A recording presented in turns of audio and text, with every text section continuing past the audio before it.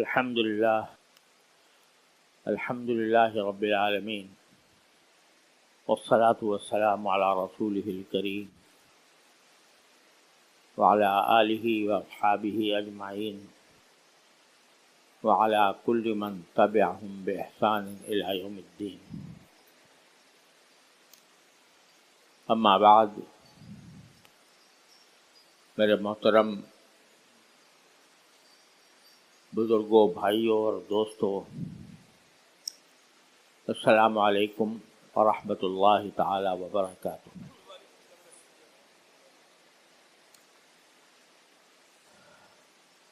الحمدللہ ہم محرم کے مہینے کی برکتوں سے فیض یاب ہو رہے ہیں، اور جیسا کہ پچھلے جمعے میں نے عرض کیا تھا، محرم کے دنوں میں روزے رکھنا،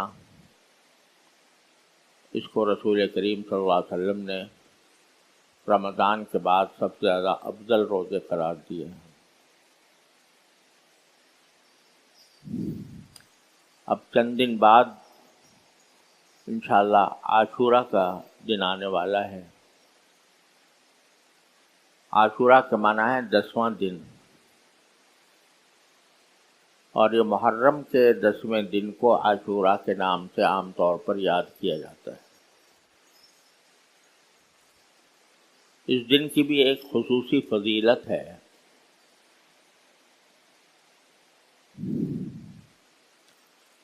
اور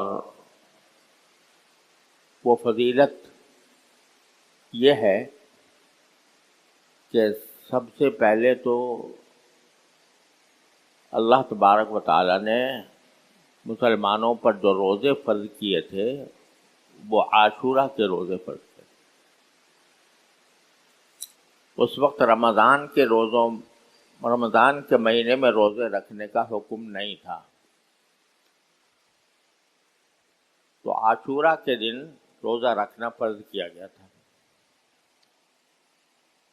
بعد میں جب اللہ تعالیٰ نے رمضان المبارک میں روزے رکھنے کا فریضہ مسلمانوں پر عائد فرمایا تو عاشورہ کی فرضیت ختم ہو گئی. اب عاشورہ کا روزہ فرض نہیں رہا، البتہ مستحب ہے. مستحب کے معنی یہ ہے کہ اگر کوئی رکھے تو انشاءاللہ اس کا بڑا اجر ہے، اور نہ رکھے تو کوئی گناہ نہیں ہے. لیکن فضیلت اس کی رسول کریم صلی اللہ علیہ وسلم سے یہ منقول ہے کہ آپ نے فرمایا کہ صیام یوم عاشوراء احتسب علی اللہ ان یکفر السنۃ التی قبلہ او کما قال صلی اللہ علیہ وسلم، کہ عاشورہ کے دن کا روزہ میں اللہ تبارک و تعالیٰ سے یہ امید رکھتا ہوں کہ وہ 1 سال پہلے کے گناہوں کا کفارہ ہو جاتا ہے. یعنی 1 سال پہلے پچھلے سال جو گناہ کیے تھے اللہ تعالیٰ ان کی مغفرت فرما دیتے ہیں عاشورہ کا روزہ رکھنے کی وجہ سے. لیکن یہ سمجھ لینا چاہیے کہ جہاں جہاں بھی اس بات کا ذکر آتا ہے کہ فلاں عمل سے گناہ معاف ہو جاتے ہیں، جیسے حدیث میں آتا ہے کہ مسجد میں مسجد کی طرف چلے تو ہر قدم پر اس کا گناہ معاف ہوتے رہتے ہیں، یا وضو کرے تو ہر عضو کے دھوتے وقت اس عضو سے جتنے گناہ صادر ہوئے ہیں وہ معاف ہوتے رہتے ہیں. اس سے مراد صغیرہ گناہ ہیں، چھوٹے چھوٹے گناہ، وہ تو اس قسم کے اعمال سے اللہ تعالیٰ خود بخود معاف کرتے رہتے ہیں. جو بڑے گناہ ہیں جن کو کبائر کہا جاتا ہے، کبیرہ گناہ، جیسے الیاذ باللہ شراب پینا، سور کھانا، جھوٹ بولنا، غیبت کرنا،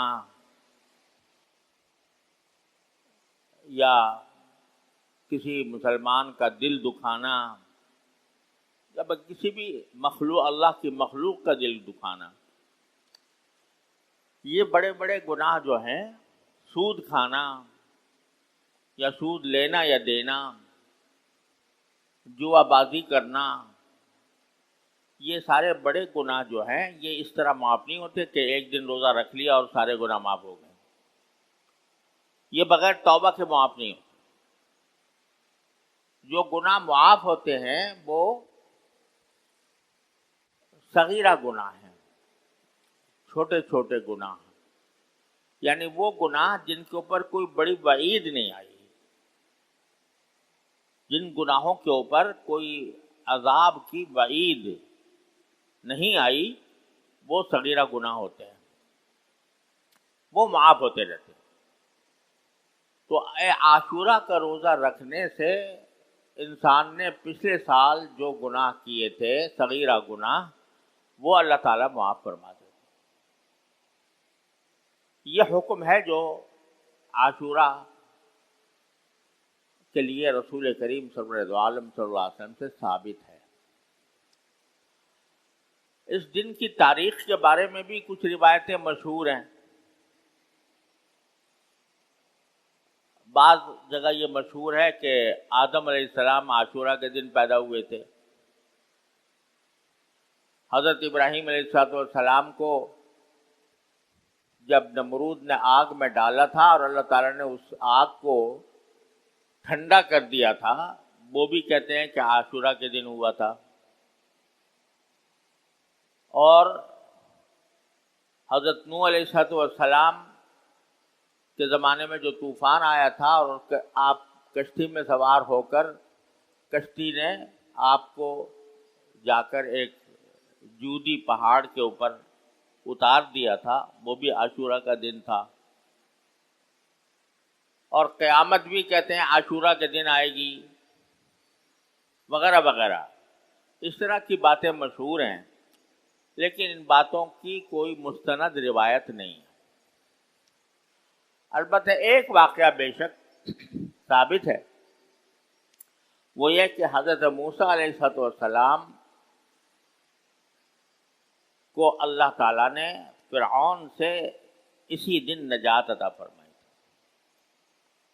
ہر مسلمان کو معلوم ہے کہ موسیٰ علیہ السلام اللہ کے پیغمبر، اللہ کے برگزیدہ نبی تھے، رسول تھے،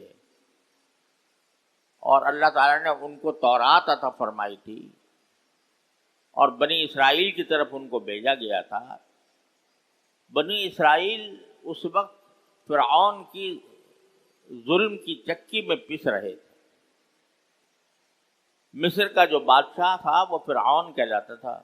ہر بادشاہ جو مصر میں بادشاہ بنتا تھا وہ فرعون کہلاتا تھا. حضرت موسیٰ علیہ السلام کے زمانے میں جو فرعون تھا اس نے خدائی کا دعویٰ کر رکھا اور بنی اسرائیل کو اس نے ظلم و ستم کی چکی میں پیسا ہوا تھا. حضرت موسیٰ علیہ السلام کو جو اللہ تعالیٰ نے پیغمبری عطا فرمائی تو آپ کے سپرد دو کام کیے تھے. ایک یہ کہ فرعون کو جا کر تبلیغ کریں اور وہ اپنی خدائی کے دعوے سے باز آ کر وہ اللہ تبارک و تعالیٰ کا فرمانبردار بنے. اور دوسرے یہ کہ اس نے جو بنی اسرائیل کو ظلم و ستم کی چکی میں پیسا ہوا ہے تو بنی اسرائیل کو وہاں سے نکال کر وہ فلسطین کے علاقے میں لے کر جائیں. یہ دو مشن تھے جس کے لیے حضرت موسیٰ علیہ السلام اللہ تعالیٰ نے بھیجے تھے.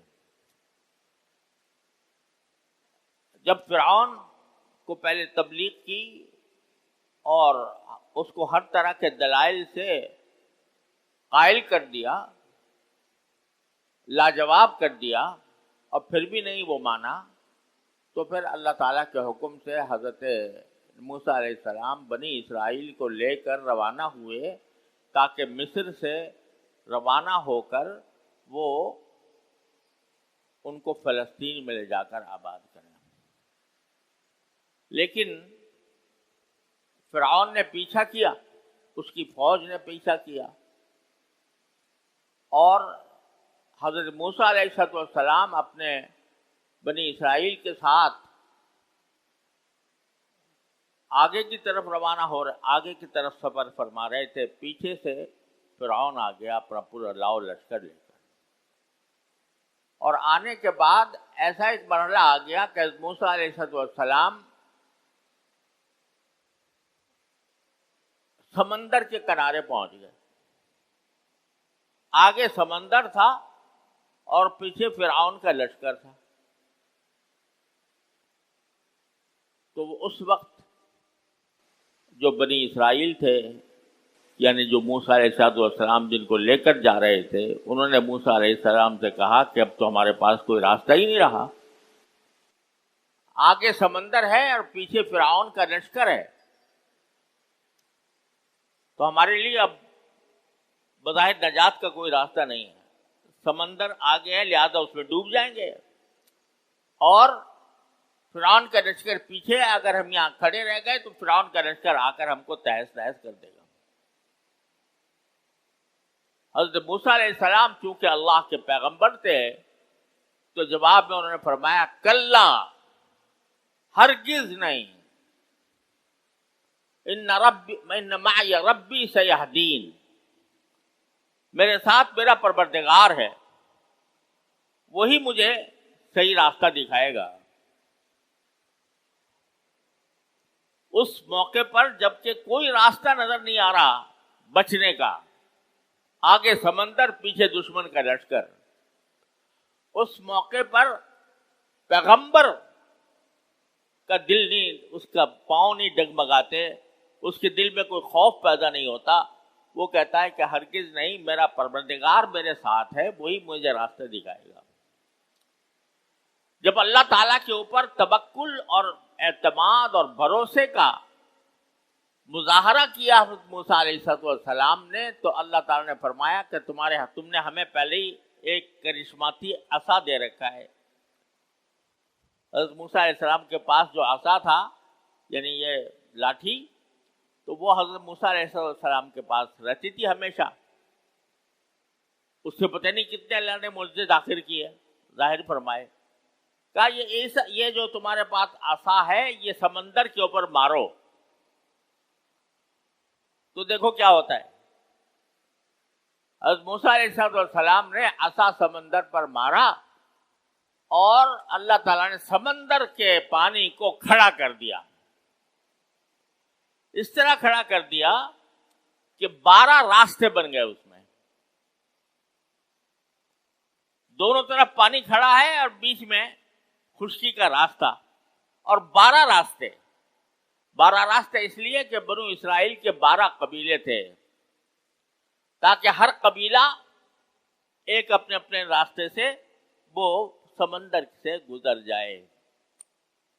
تو اللہ تبارک و تعالیٰ نے یہ معجزہ دکھایا، 12 راستے بن گئے، اور 12 راستوں کے ذریعے پوری حضرت موسیٰ علیہ السلام کا پورا لشکر پورے امن اور اطمینان کے ساتھ سمندر پار کر کے اگلی خشکی پر جا کر اتر گیا۔ فرعون نے دیکھا کہ راستے بنے ہوئے ہیں، تو اس وقت بھی اللہ نے اس کی آنکھیں بند تھیں اور اتنا نہ سمجھ سکا کہ یہ واقعہ جو پیش آیا ہے یہ یقیناً اللہ تعالیٰ کی طرف سے ہے اور مجھے چاہیے کہ میں ایمان لے آؤں، لیکن پھر بھی اس کو ایمان کی توفیق نہ ہوئی، اور اس نے اپنے لشکر کو بھی چاہا کہ انہی راستوں سے سمندر پار کرا دے۔ اللہ میں نے بھی راستے برقرار رکھے، اور فرعون کا لشکر انہی راستوں کے اوپر چل کر سمندر میں داخل ہو گیا۔ جب بیچ سمندر کے پہنچا اللہ تعالیٰ نے وہ سارے راستے بند کر دیے اور پانی آپس میں مل گیا، سمندر پھر بحال ہو گیا اور فرعون اس پانی کے اندر جب غرق ہونے لگا، اپنی موت سامنے نظر آ گئی، تو اس وقت نے کہا کہ میں ایمان لاتا ہوں موسیٰ اور ہارون کے پروردگار کے اوپر، لیکن اللہ تعالیٰ کی طرف سے جواب آیا کہ آل آنا وقد کنت من المفسدین، اب ایمان لاتا ہے جب آنکھوں سے موت نظر آ رہی ہے۔ توبہ اس وقت تک قبول ہوتی ہے جب تک کہ آدمی موت کے دہانے پر نہ پہنچ جائے۔ جب موت کے دہانے پر پہنچ جائے، موت آنکھوں کے سامنے نظر آنے لگے، اس وقت توبہ قبول نہیں ہوتی۔ الآن وقد عصیت قبل وکنت من المفسدین، اللہ نے کہا آج تمہاری توبہ قبول نہیں ہوگی، لہذا تمہیں غرق ہونا پڑے گا۔ لیکن ساتھ ہی اللہ تعالیٰ نے ایک عجیب اس کے در واقعہ پیش کر دیا، فَالْيَوْمَ نُنَجِّيكَ بِبَدَنِكَ لِتَكُونَ لِمَنْ خَلْفَكَ آیَةً، اب تمہیں ہم معاف تو کر نہیں سکتے، لیکن آج ہم تمہارے بدن کو سلامت رکھیں گے تاکہ تم آنے والوں کے لیے ایک عبرت کا نشان بن جاؤ۔ تمہارے بدن کو سلامت رکھیں گے، جو قرآن کہہ رہا ہے، جس سے یہ معلوم ہو رہا ہے کہ اللہ تعالیٰ نے فرعون کے بدن کو سلامت رکھا مرنے کے باوجود۔ جس وقت یہ آیت نازل ہوئی ہے اس وقت کسی کو پتہ نہیں تھا کہ فرعون کی لاش موجود ہے یا نہیں ہے، کہاں ہے، کسی کے علم میں نہیں تھا۔ مفسرین بھی جب اس آیت کی تفسیر کرتے تھے تو ان کو تھوڑا سا دشواری پیش آتی تھی کہ بھئی کہاں ہے وہ لاش، بدن جس کو محفوظ رکھنے کا وعدہ کیا تھا۔ لیکن اب سے تقریباً 200-250 سال پہلے سب اس کی لاش اسی سمندر سے برآمد ہوئی اور برآمد ہو کر اس کے اوپر تحقیقات ہوئیں اور اس کو جو تھوڑا بہت اس کے اندر نقص آ گیا تھا اس کو درست کیا گیا، اور آج وہ لاش آج بھی قاہرہ کے عجائب خانے میں محفوظ ہے، میں نے اپنی آنکھوں سے دیکھی ہے۔ اللہ تعالیٰ نے یہ کہا، فرمایا تھا کہ من تیرے بدن کو سلامت رکھیں گے، وہ بدن لاش کی شکل میں آج بھی محفوظ ہے قاہرہ کے عجائب گھر میں۔ یہ واقعہ جو پیش آیا تھا کہ اللہ تعالیٰ نے موسیٰ علیہ السلام اور ان کی قوم کو نجات دی اور فرعون غرق ہوا، یہ واقعہ بھی عاشورہ کے دن پیش آیا تھا۔ جب نبی کریم صلی اللہ علیہ وسلم مدینہ منورہ تشریف لائے، ہجرت فرمائی مدینہ منورہ کی طرف، تو آپ نے دیکھا کہ یہودی لوگ عاشورہ کے دن روزہ رکھتے ہیں۔ تو آپ نے پوچھا کہ بھئی یہ روزہ اس دن کیوں رکھتے ہیں، کس وجہ سے؟ تو یہودیوں نے بتایا کہ آج کا دن وہ دن ہے جس میں حضرت موسیٰ علیہ السلام کو اللہ تعالیٰ نے فرعون سے نجات عطا فرمائی تھی اور فرعون غرق ہوا تھا، لہذا ہم اس لیے روزہ رکھتے ہیں۔ تو نبی کریم صلی اللہ علیہ وسلم نے فرمایا کہ بھئی موسیٰ علیہ السلام کے زیادہ حقدار تو ہم ہیں، تم تو موسیٰ علیہ السلام کی وفات کے بعد گمراہی میں پڑ گئے، بہت سے انبیاء کو قتل کیا تم نے، بہت سے انبیاء کا انکار کیا، عیسیٰ علیہ السلام کو نہیں مانے، اور جب نبی خاتم النبیین صلی اللہ علیہ وسلم تشریف لائے تو ان کو نہیں مانے، اس لیے تم سے زیادہ حقدار موسیٰ علیہ السلام کے تو ہم ہیں، لہذا آپ نے فرمایا کہ عاشورہ کے دن روزہ رکھنا۔ یہ حدیث میں آتا ہے، پھر وہ فرض ہو گیا اور بعد میں پھر مستحب ہو گیا۔ تو ایک واقعہ بے شک اس دن سے متعلق ہے. رسول کریم صلی اللہ علیہ وسلم ہر عاشورہ کو روزہ رکھتے تھے، پہلے فرض ہونے کی حیثیت سے اور بعد میں مستحب ہونے کی حیثیت سے.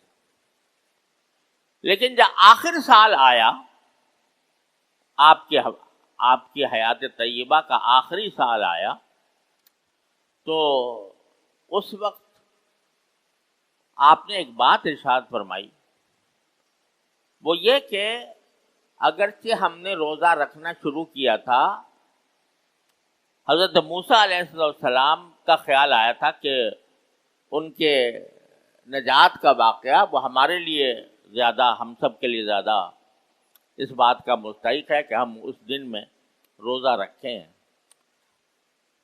لیکن ساتھ ہی پھر خیال یہ آیا کہ اس سے یہودیوں کے ساتھ مشابہت ہو جائے گی، یہودیوں کے ساتھ مشابہت ہو جائے گی، یعنی یہودی بھی روزہ رکھ رہے ہیں اور مسلمان بھی رکھ رہے ہیں، اور کسی غیر قوم کے ساتھ مشابہت پیدا ہونا یہ نبی کریم صلی اللہ علیہ وسلم کو پسند نہیں. لہذا آپ نے یہ فرمایا کہ اگر اگلے سال میں زندہ رہا تو صرف عاشورہ کا روزہ نہیں رکھوں گا، بلکہ عاشورہ کے ساتھ کوئی روزہ ملا لوں گا تاکہ ان کے ساتھ مشابہت ختم ہو جائے. یعنی یا تو 9ویں تاریخ ملا لوں گا یا 11ویں تاریخ ملا لوں گا. یہ ارادہ آپ نے ظاہر فرمایا، جس سے معلوم ہوا کہ رسول کریم صلی اللہ علیہ وسلم کو یہ زیادہ پسند ہے کہ آدمی اگر عاشورہ کا روزہ رکھنے کا ارادہ رکھتا ہے تو یا تو 9 تاریخ کا بھی رکھ لے یا 11 تاریخ کا بھی رکھ لے. آپ کو یہ زیادہ پسند، اگرچہ خود آپ نے اپنی حیات طیبہ میں اس پر عمل نہیں فرمایا، لیکن یہ فرمایا تھا کہ اگلے سال اگر میں زندہ رہا تو اس طرح کروں.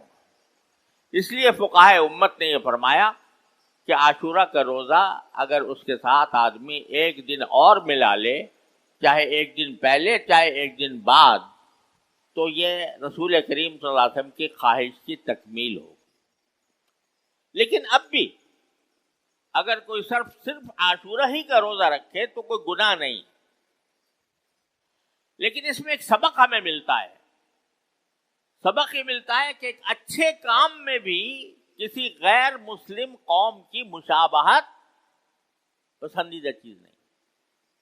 روزہ رکھنا ایک اچھا کام ہے، عبادت ہے، اس میں بھی کسی غیر مسلم قوم جیسا رویہ اختیار کرنا، ان کی مشابہت اختیار کرنا، یہ رسول کریم صلی اللہ علیہ وسلم نے پسند نہیں فرمایا. تو جب عبادت میں ان کی مشابہت پسند نہیں تو اور دنیا کے کاموں میں، اپنے لباس میں، اپنی پوشاک میں، اپنی چال ڈھال میں، اپنے طریقوں میں ان کی مشابہت اختیار کرنا کیسے پسند ہو سکتا ہے؟ آدمی غیر مسلم قوموں کا لباس اختیار کرے، وہ داڑھی منڈاتے ہیں تو ہم نے بھی منڈانا شروع کر دی، وہ ایسا لباس پہنتے ہیں ہم نے بھی وہ لباس شروع کر دیا، وہ سالگرہ مناتے ہیں ہم نے بھی سالگرہ منانی شروع کر دی، وہ نیا سال مناتے ہیں ہم نے بھی نیا سال منانا شروع کر دیا. تو یہ مشابہت رسول کریم سرورت عالم صلی اللہ علیہ وسلم کو پسند نہیں تھی. مسلمان اپنے طور پر خود ایک ملت ہے، ایک امت ہے، ایک دین ہے، اس کے اپنے شعائر ہیں، اس کی اپنی علامتیں ہیں، اس کا اپنا تشخص ہے. اس تشخص کو برقرار رکھنا اور غیر مسلم قوموں کے ساتھ مشابہت سے بچنا، یہ بھی دین کا ایک تقاضا ہے. خلاصہ یہ کہ عاشورہ کی یہ فضیلت جو احادیث سے ثابت ہے وہ میں نے آپ کے سامنے عرض کی. بعض لوگ یہ سمجھتے ہیں کہ 10 محرم کا دن کو، جو 10 محرم کے دن کو جو مقدس سمجھا جاتا ہے یا اس کی جو فضیلت ہوتی ہے، وہ اس لیے ہوتی ہے کہ حضرت حسین رضی اللہ تعالی عنہ نبی کریم سرور دو عالم صلی اللہ علیہ وسلم کے نواسے جگر گوشہ حضرت سیدنا حسین رضی اللہ تعالی عنہ اس دن شہید ہوئے تھے. کربلا کا واقعہ پیش آیا تھا اور کربلا میں حضرت حسین رضی اللہ تعالی عنہ شہید ہوئے تھے. تو بعض لوگ سمجھتے ہیں کہ محرم کی جو خصوصی علامت ہے یا خصوصی تشخص ہے یا اس کے جو خصوصی فضیلت ہے وہ اس لیے کہ اس دن میں حضرت حسین رضی اللہ تعالیٰ عنہ کو شہید کیا گیا. یہ بات صحیح نہیں. حضرت حسین کی شہادت کا واقعہ تو بہت بعد میں پیش آیا. رسول کریم صلی اللہ علیہ وسلم نے پہلے ہی سے اس دن کی فضیلت بیان کر رکھی تھی. ہاں، حضرت حسین رضی اللہ تعالیٰ عنہ کا یہ اعزاز ہے، ان کی یہ فضیلت ہے کہ اللہ تعالیٰ نے ان کو عاشورہ کے دن شہادت کے عظیم منصب سرفراز فرمایا. اور واقعہ یہ ہے کہ نبی کریم صلی اللہ علیہ وسلم کے نواسے، محبوب نواسے، ان کو ظالموں نے شہید کیا میدان کربلا میں. انہوں نے تو اپنی شقاوت کا سامان کر لیا جنہوں نے حضرت حسین رضی اللہ تعالیٰ عنہ کو شہید کیا. لیکن حضرت حسین رضی اللہ تعالیٰ عنہ کی عظمت اور فضیلت کی یہ بات ہے کہ اللہ تعالیٰ نے ان کو شہادت کے مرتبے پر اس دن فائز کیا جو عاشورہ کا دن تھا. لہذا یہ عاشورہ کے دن کی فضیلتیں یہ ہیں جو میں نے عرض کر دی. بعض لوگوں نے اس میں طرح طرح کی رسمیں بنا رکھی ہیں. مثلا یہ کہ بھئی عاشورہ کے دن کھچڑا ضرور پکے گا، اگر کھچڑا نہ بنا تو عاشورہ ہی نہ ہوا. یہ فضول کی رسمیں ہیں، اس کا کوئی تعلق دین سے، اسلام سے نہیں.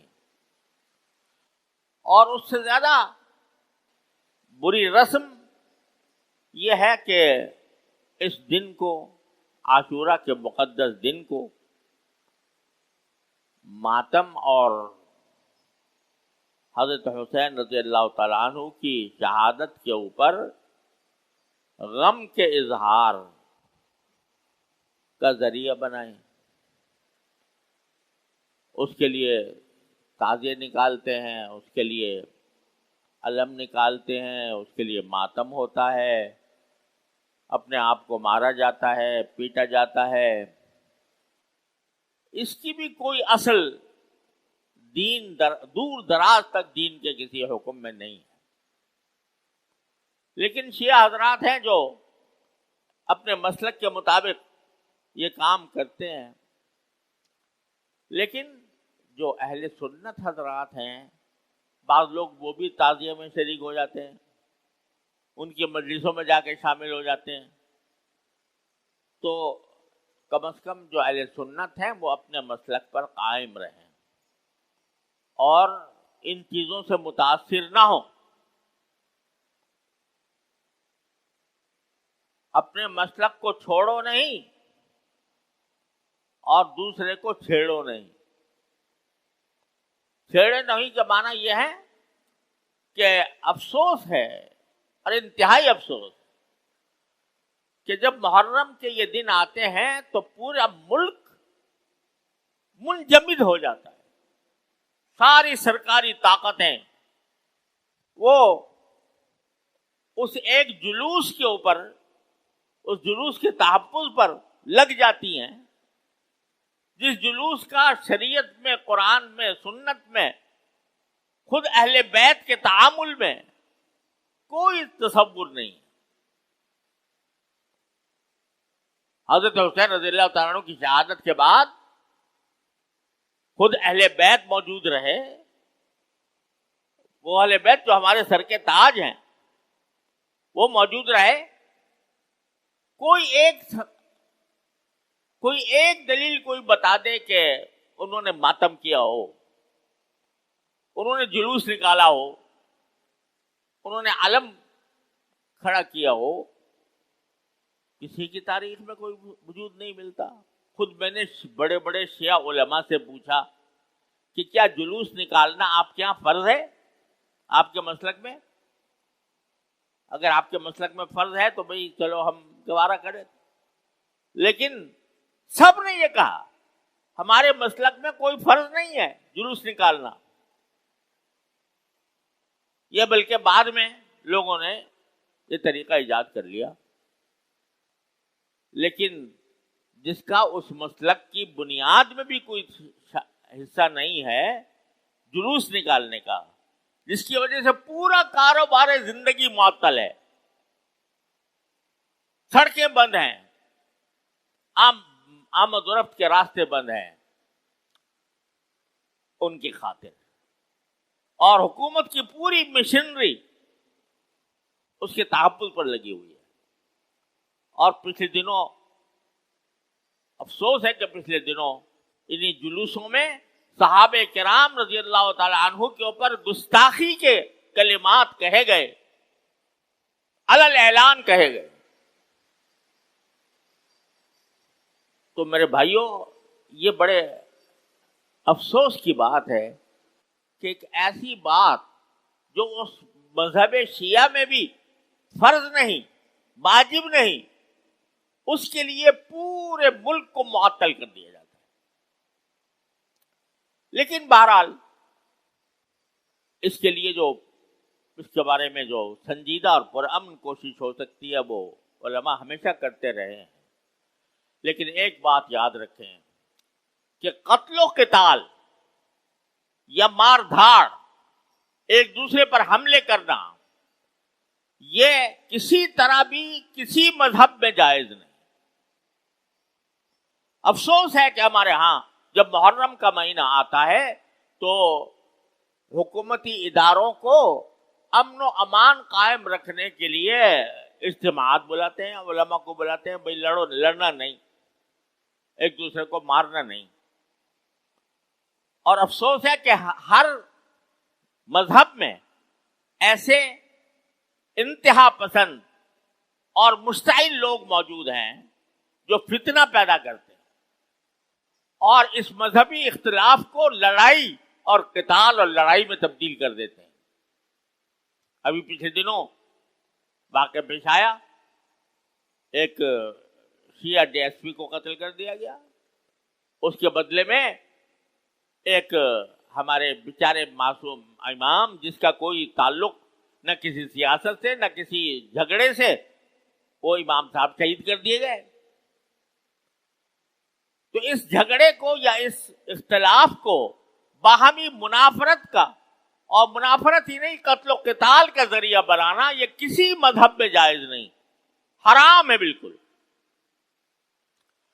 اس کے اندر شرکت کرنا یا اس قسم کی تحریکوں میں حصہ لینا جو دوسروں کی جان لینے کے در پہ ہو، یہ حرام ہے. وہ حرام ہے جس حرام کی طرف نبی کریم سرور عالم صلی اللہ علیہ وسلم نے حجۃ الوداع کے موقع پر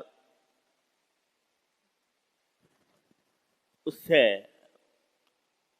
ڈرایا تھا اور کہا تھا کہ خدا کے لیے ایسا نہ کرنا، تم ایک دوسرے کی گردنیں مارنے لگو. لہذا اس سے پرہیز ضروری ہے. نہ ان کی رسموں میں، ان کے طریقوں میں شریک ہونا ہے، کیونکہ وہ جانے ان کا اللہ جانے، اور نہ لڑائی کا یا قتل و قتال کا یا ایک دوسرے کی جان لینے کا کوئی عمل یہ کسی مومن کے لیے مناسب، حرام ہے، بالکل جائز نہیں. اللہ تعالی ہمیں عاشورہ کی برکات سے سرفراز فرمائے اور اپنے دین کے مطابق عمل کرنے کی توفیق عطا فرمائے اور ہر طرح کے شر اور فتنے سے ہماری حفاظت فرمائے. وآخر دعوانا الحمدللہ رب العالمین.